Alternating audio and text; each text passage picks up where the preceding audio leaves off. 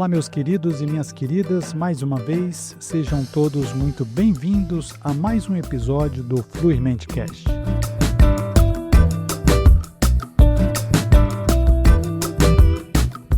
Eu quero começar esse nosso episódio de hoje fazendo uma pergunta para todos vocês, que é a seguinte: por que algumas tradições espirituais parecem ser tão difíceis, tão cheias de sacrifícios, de negação, de austeridade?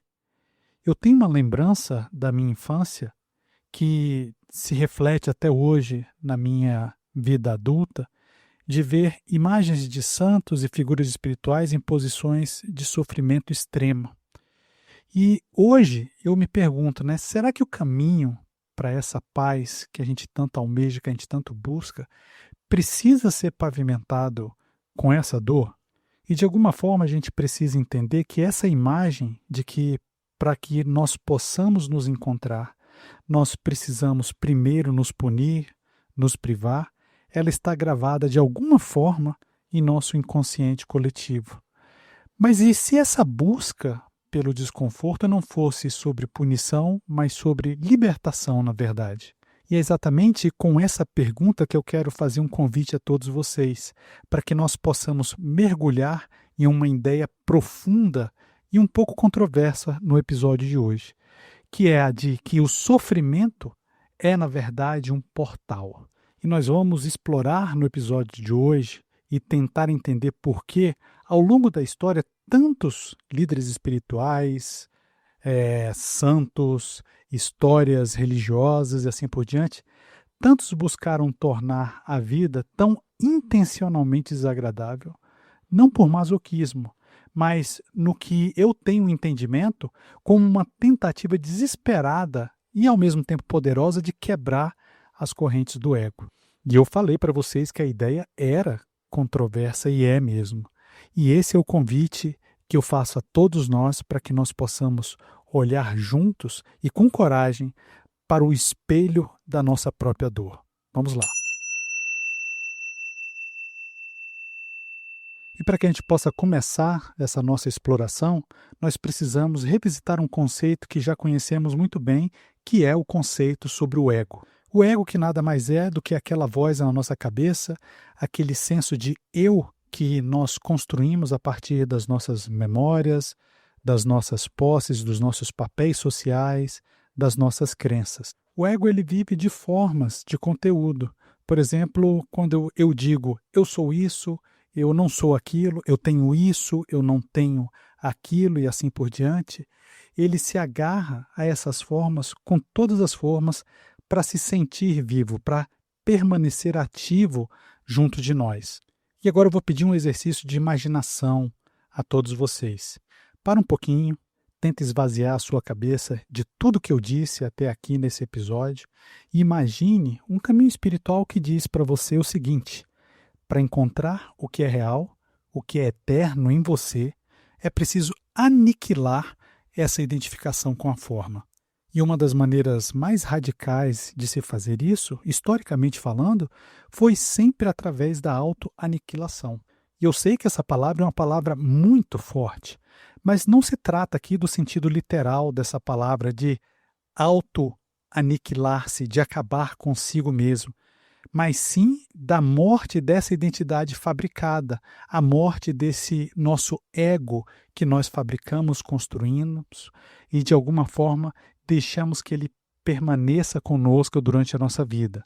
E aqui cabe uma pequena observação que talvez esses líderes espirituais, líderes religiosos que se confundiram ou tenham se confundido, melhor dizendo, tenham se confundindo ao longo do tempo, achando que se tratava assim de uma autoaniquilação, uma autoflagelação do ser para que ele pudesse encontrar essa paz interior. Mas, na verdade, o princípio aqui era da autoaniquilação do ego, não de nós mesmos, não na nossa parte física, não das felicidades que a gente pudesse buscar e conquistar na nossa vida. E o raciocínio, muito provavelmente, era o seguinte, que se o ego se apega tanto às formas agradáveis e foge tanto das formas desagradáveis, o que aconteceria se nós intencionalmente tornarmos o conteúdo das nossas próprias vidas insuportável. O que acontece quando o asceta dorme no chão duro, quando o monge faz votos de silêncio e pobreza, e quando o místico se identifica com o sofrimento máximo, por exemplo, como o Cristo na cruz? De uma forma ou de outra, o que acontece é algo extraordinário. A vida, a forma, o conteúdo se tornam tão dolorosos, tão desagradáveis, que a consciência é forçada a procurar uma saída. E nesse caso, a única saída não é para fora, ela é para dentro. É uma rendição.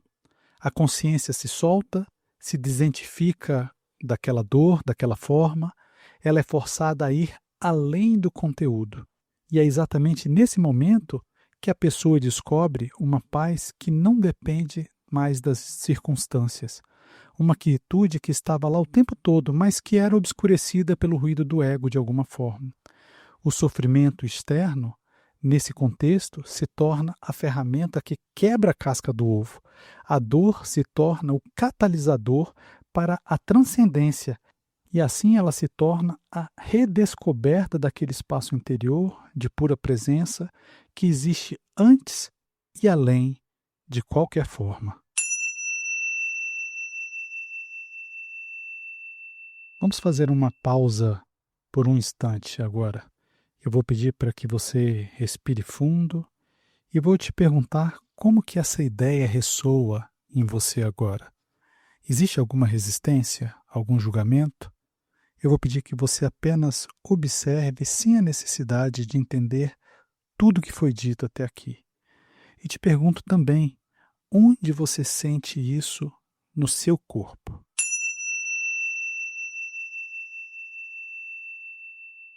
Ok? Então vamos seguir. E antes de mais nada, vamos entender algumas coisas, porque eu quis ser provocativo nessa primeira etapa aqui do nosso episódio de hoje. De propósito, eu quis ser provocativo. E é claro que este não é um caminho para todos. E, na verdade, ele nasce de uma premissa que talvez hoje possamos questionar, a premissa de que precisamos de um sofrimento externo para despertar. E vamos e convenhamos, muitos de nós, sem precisar buscar austeridades, já vivemos com um corpo de dor bastante ativo, não é verdade? Aquela acumulação de dores passadas que vive em nós e se alimenta de mais dor que é gerada também por nós. Nós já conhecemos o sofrimento. A questão aqui que fica é: o que fazemos com esse sofrimento? E o que essas práticas antigas nos ensinam de forma até radical é o princípio da não resistência levada ao extremo. Ao invés de lutar contra o desconforto, eles o abraçavam. Eles mergulhavam nesse desconforto. E ao fazer isso, eles descobriam que eles não eram aquela dor, que a consciência que observava a dor não era aquela dor. E a grande verdade é que essa é uma grande chave. A libertação, ela não está no sofrimento em si, mas no ato de se desidentificar do sofrimento. O sofrimento, na verdade, era apenas a ferramenta mais óbvia, mais intensa para forçar essa desidentificação. Era um atalho brutal para a morte do ego. E isso nos conecta diretamente com a jornada que a gente está construindo aqui no Fluirmente. Nós não precisamos nos tornar ascetas, mas podemos aprender com eles a arte de não fugir do nosso desconforto, de encarar o nosso corpo de dor não como um inimigo a ser vencido, mas como um portal a ser atravessado. Porque por trás de toda essa dor, por trás de toda forma, existe a paz do informe, a liberdade da presença. Bem, agora eu queria te convidar a uma pequena prática guiada. E nessa prática nós não vamos buscar um sofrimento externo, mas a gente vai buscar usar um desconforto que já esteja presente junto de nós, por menor que ele seja. Então eu vou pedir para que você encontre nesse momento uma posição confortável, sentado ou deitado, como você preferir, que você possa fechar os seus olhos, se assim você desejar, e traga a sua atenção para a sua respiração por alguns instantes. Inspirando e expirando, focando única e exclusivamente na sua respiração, sem julgamento, sem análise.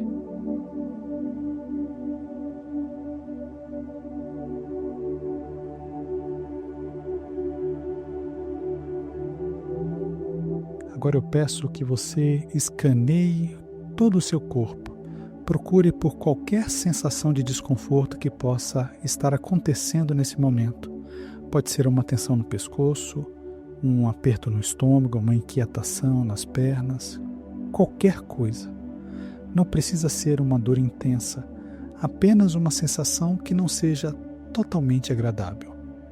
Encontrou? Ótimo. Agora, em vez de fazer o que sempre fazemos, tentar se livrar dessa dor, desse incômodo, nós vamos fazer exatamente o oposto. Eu vou pedir para que você leve toda a sua atenção para essa sensação. Respire nela, como se o seu fôlego pudesse tocar essa parte do seu corpo que está lhe incomodando, que está doendo. Vou pedir para que você não julgue, não a chame de dor ou de tensão. Apenas sinta a energia crua dela. É uma vibração, é um calor, é uma pulsação. Fique curioso.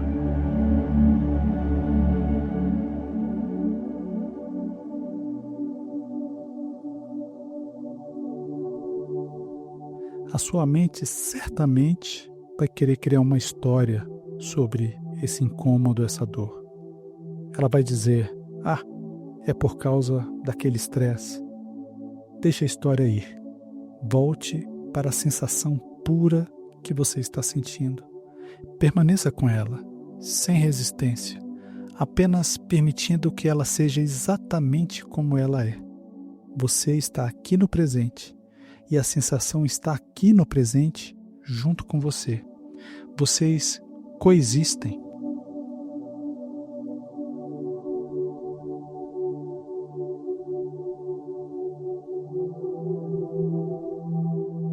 E eu vou pedir para que você observe o que acontece quando você para de lutar. A sensação pode se intensificar, pode diminuir, pode se mover, pouco importa. O seu trabalho é apenas ser o espaço consciente para ela, ser o observador. Você não é essa sensação. Você é a consciência que a percebe. Fique aqui por mais algumas respirações, apenas sendo presente como você é.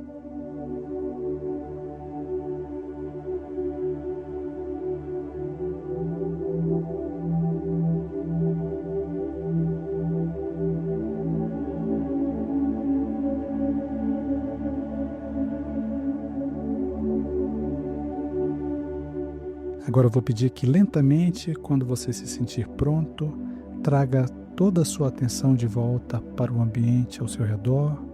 Mova suavemente os seus dedos das mãos, dos pés.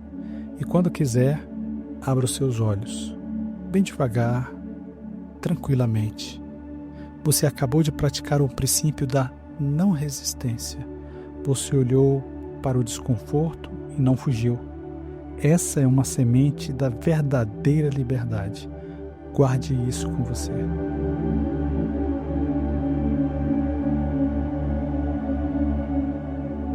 E assim nós vamos chegando ao fim desse episódio aqui do Fluirmente Cast.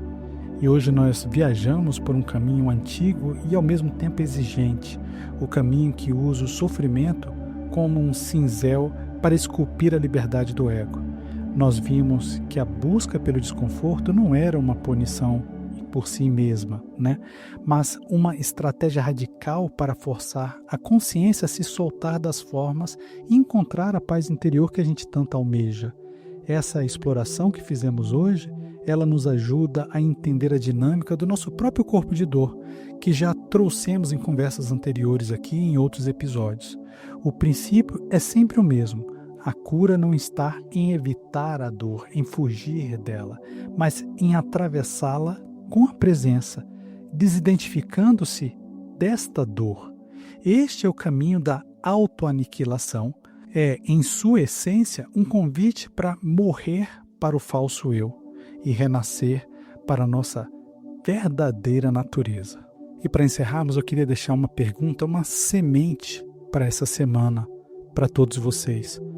O que acontece se você tratar cada desconforto não mais como um problema, mas como um convite, como um portal? Hein? Até a semana que vem. Muita luz, muita paz para todos nós. Paz e bem.